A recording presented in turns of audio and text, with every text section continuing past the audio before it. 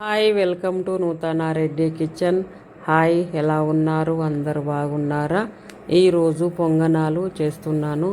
రాగి పిండితో పొంగనాలు చేస్తున్నానండి. టేస్ట్ మాత్రము చాలా బాగుంటాయి. మీరు కూడా ఒకసారి ఇలా ట్రై చేసి చూడండి.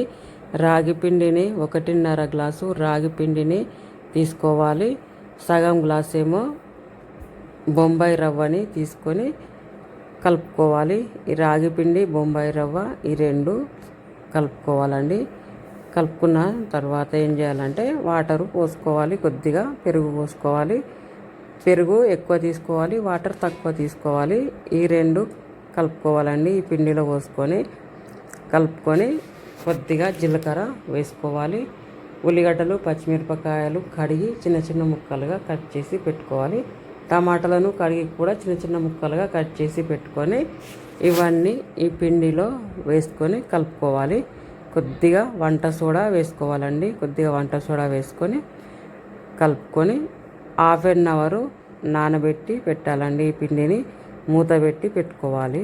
టమాటాలు పచ్చిమిరపకాయలు ఉల్లిగడ్డలు అలా వేసుకోవడము ఇష్టం లేకపోతే అట్లనే వేసుకునడం ఇష్టం లేకపోతే మిక్సీ బట్టి కూడా ఈ పిండిలో కలుపుకోవచ్చండి. మిక్సీ బట్టి కూడా వేసుకోవచ్చు.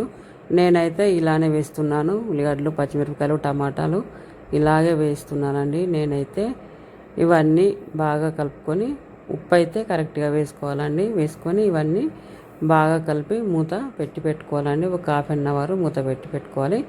కరివేపాకు కొత్తిమీర ఇవన్నీ కడిగి చిన్న చిన్నగా కట్ చేసుకొని ఈ పిండిలో కలుపుకోవాలండి.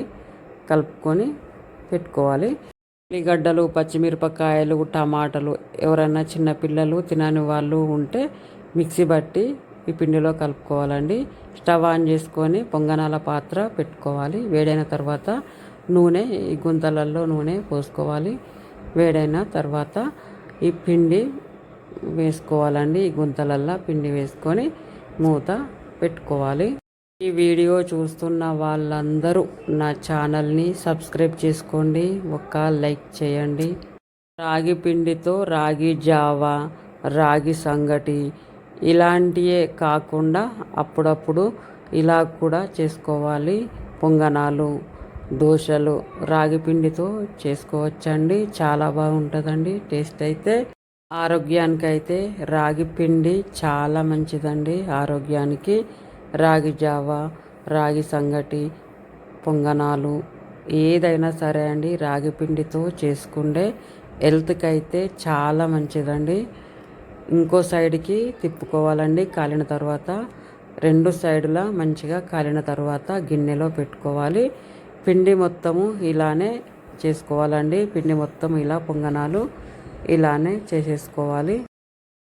రాగి పిండి పొంగనాలను కాలిన తర్వాతనే ఇంకో సైడ్కి తిప్పుకోవాలి, లేకపోతే ఇవి ఇచ్చుకపోతాయండి. కాలిన తర్వాతనే ఇంకో సైడ్కి ఇలా తిప్పుకోవాలి. ఇప్పుడు కలిపి పెట్టిన పిండితో సెట్ దోశల్లాగా కూడా వేసుకోవచ్చండి. వేసుకొని తినొచ్చు. ఏదన్నా ఒక మందంగా ఉన్న పాత్రను తీసుకొని కొద్దిగా నూనె పోసుకోవాలి. అందులో పోసుకొని వేడైన తర్వాత ఇప్పుడు కలిపి పెట్టిన పిండిని కొంచెం మందంగా వేసుకోవాలండి. దొడ్డుగా వేసుకొని కాల్చుకోవాలి. అటు ఇటు తిప్పుకొని కాల్చుకోవాలండి.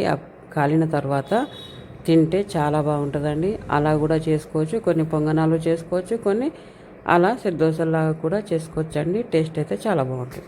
రాగిపిండి పొంగనాలకు పల్లీలు కొద్దిగా పుట్నాలు వేసి చేస్తున్నానండి చట్నీ.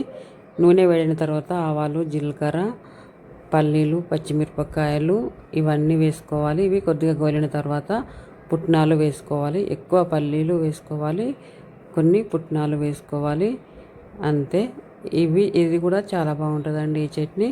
కరివేపాకు వేసుకోవాలి. 10 వెల్లుల్లిపాయలు వేసుకొని ఉప్పు వేసుకొని కలుపుకోవాలండి. ఇవన్నీ గోలియాలి. ఇవన్నీ గోలిన తర్వాత మిక్సీ పట్టుకోవాలండి. మినపప్పు బియ్యము ఎక్కువ నానబెట్టి మిక్సీ బట్టి ఎక్కువ వీటితోనే పొంగనాలు చేస్తూ ఉంటాం కదా. అలా కాకుండా ఒకసారి ఇలా రాగి పిండితో పొంగనాలు చేసి చూసి టేస్ట్ ఎలా వచ్చిందో కామెంట్ పెట్టండి. రాగి పిండితో పొంగనాలు చేసుకోవడము చాలా ఈజీ అండి. చూస్తున్నారు కదా ఎంత ఈజీగా ఉందో.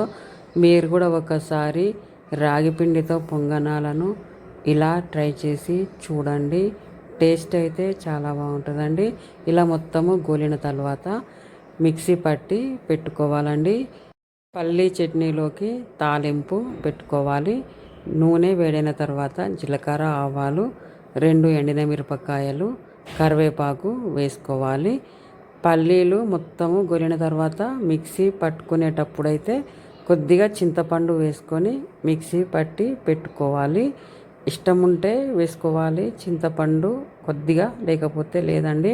నేనైతే కొద్దిగా చింతపండు వేసి అయితే మిక్సీ పట్టి పెట్టుకున్నాను. ఇలా తాలింపు పెట్టుకోవాలి. తాలింపు పెట్టిన తర్వాత మొత్తము చట్నీని అయితే కలుపుకోవాలి. ఉప్పు సరిపోయిందా లేదా అని ఒకసారి టేస్ట్ అయితే చెయ్యాలి.